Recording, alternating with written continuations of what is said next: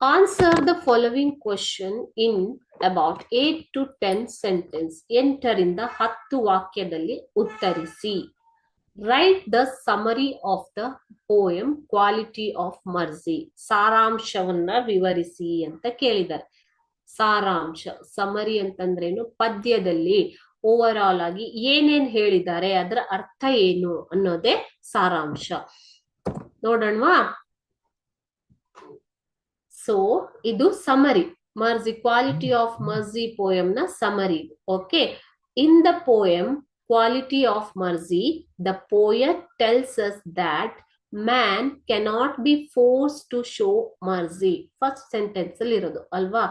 So ಯಾವುದೇ ಒಬ್ಬ ವ್ಯಕ್ತಿ ಕೂಡ ಆತನಿಗೆ ಒತ್ತಾಯ ಪೂರ್ವಕವಾಗಿ ದಯೆ ಅಥವಾ ಕರುಣೆಯನ್ನ ತೋರಿಸೋ ಹಾಗೆ ಮಾಡೋದಿಕ್ಕಾಗಲ್ಲ. ಮರ್ಜಿ ಅಂತಂದ್ರೇನು? ಕರುಣೆ. ಕರುಣೆ ಅಥವಾ ದಯೆ ಅದು ಒತ್ತಾಯ ಪೂರ್ವಕವಾಗಿ ಬರುವಂತದ್ದಲ್ಲ. Mercy is a quality that is gentle and comes spontaneously. Mercy is a quality. Quality ಅಂದ್ರೆ ಗುಣ. ಓಕೆ, ಸೊ ಅದು ಯಾವ ತರ ಗುಣ?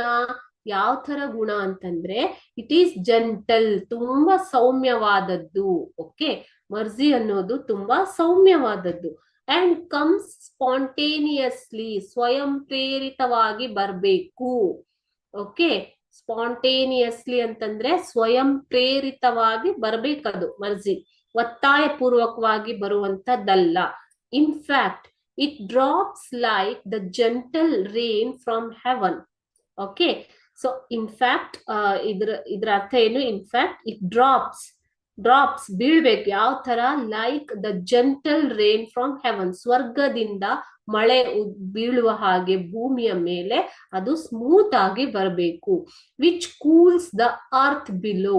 ಮಳೆ ಬಂದಾಗ ಏನಾಗುತ್ತೆ? ತುಂಬಾ ತಣ್ಣಗಾಗುತ್ತೆ ಅಲ್ವಾ? ಸೊ ತಂಪಾಗತ್ತೆ, ಭೂಮಿ ತಂಪಾಗತ್ತೆ, ಹಸಿರು ಚಿಗುರತ್ತೆ ಮಳೆಯಿಂದ. ಓಕೆ, ಆ ತರ ಬೇರೆಯವ್ರಿಗೆ ಖುಷಿ ಕೊಡ್ಬೇಕು ಅನ್ನೋದು.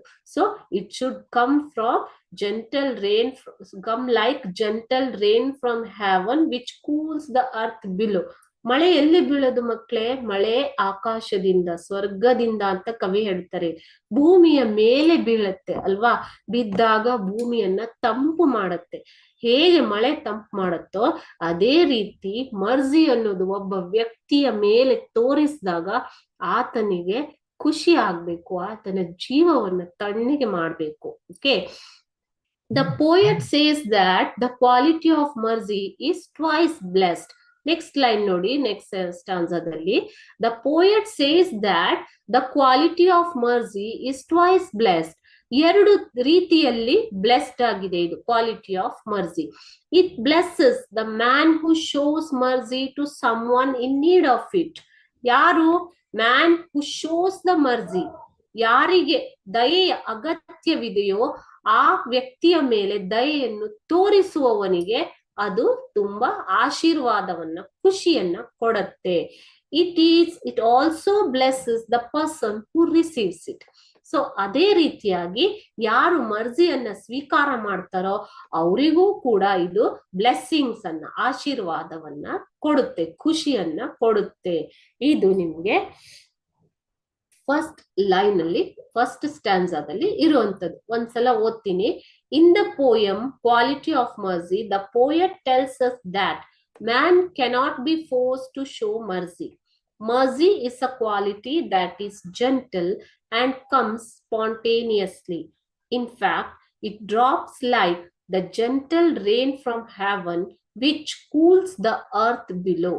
The poet says that the quality of mercy is twice blessed.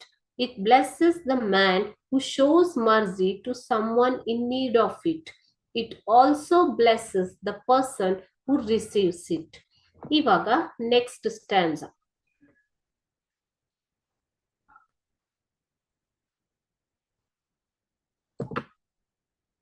ಮರ್ಜಿ is a powerful quality. Mightiest ಅಂತ ಹೇಳ್ತಾರೆ ಅಲ್ವಾ? It is a powerful quality ಅಂದ್ರೆ ತುಂಬಾ ಶಕ್ತಿಯುತವಾದದ್ದು. ಓಕೆ, ಯಾವ ತರ ಶಕ್ತಿಯುತವಾದದ್ದು?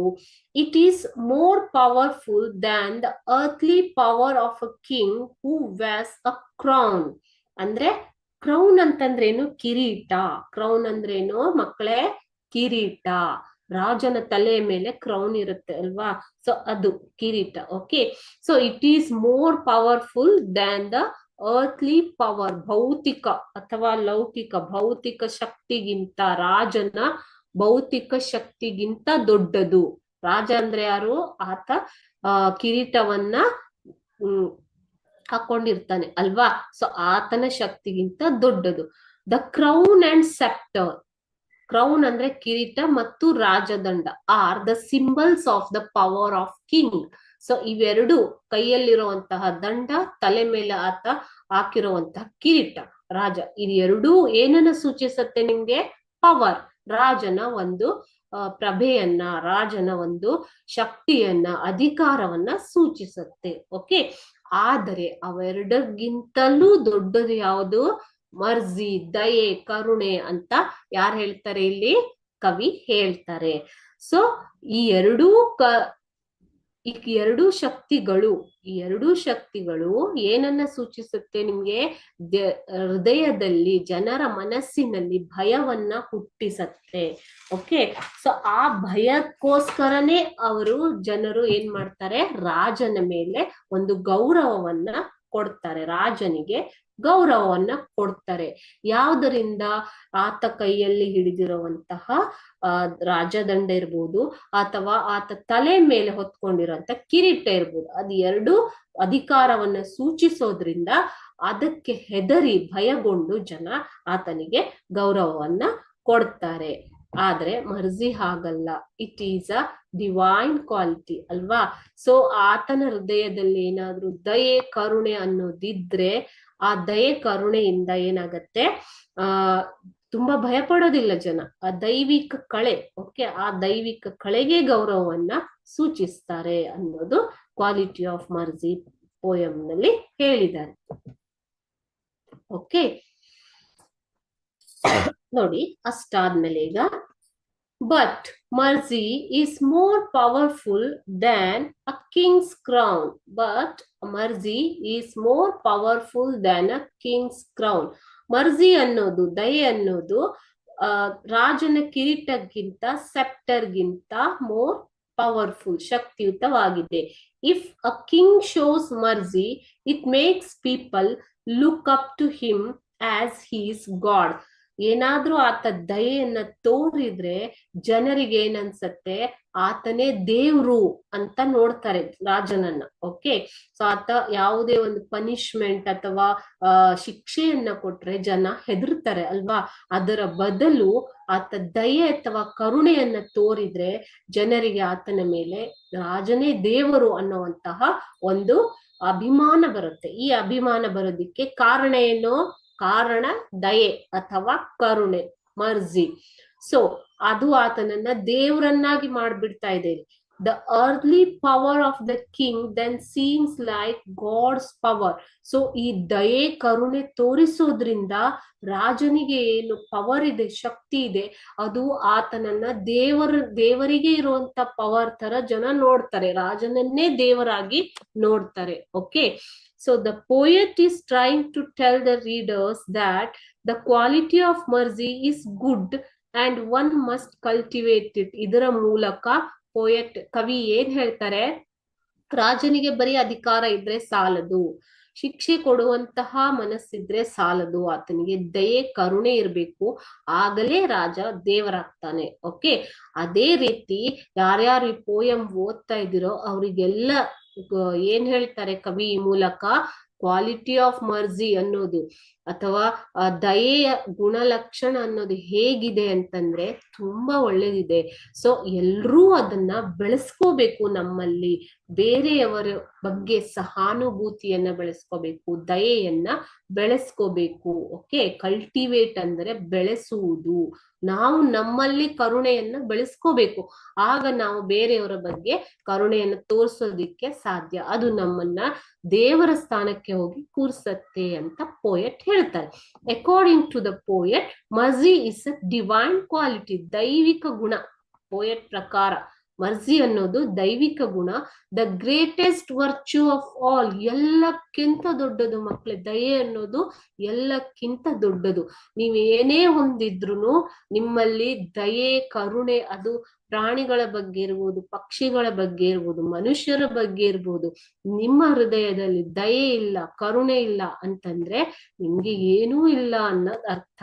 ಸೊ ಏನೇ ನಿಮ್ಮ ಹತ್ರ ಇದ್ರುನು ದಯೆ ಅನ್ನೋದು ಒಂದ್ ಇದ್ರೆ, ಒಳ್ಳೆಯ ಗುಣಗಳಿದ್ರೆ ನೀವು ಎಲ್ಲಕ್ಕಿಂತ ದೊಡ್ಡವರಾಗ್ತೀರಾ ಅನ್ನೋದೇ ಈ ಪದ್ಯದ ಒಂದು ಸಾರಾಂಶ. ಲಾಸ್ಟ್ ಸ್ಟ್ಯಾನ್ಸಾ ಒಂದ್ಸಲ ಓದ್ಬಿಡ್ತೀನಿ. But mercy is more powerful than a king's crown and scepter. If a king shows mercy, it makes people look up to him as if he is a god. The earthly power of the king then seems like God's power. The poet is trying to tell the readers that the quality of mercy is good and one must cultivate it. According to the poet, mercy is a divine quality, the greatest virtue of all. This is the summary of the poem Quality of Mercy.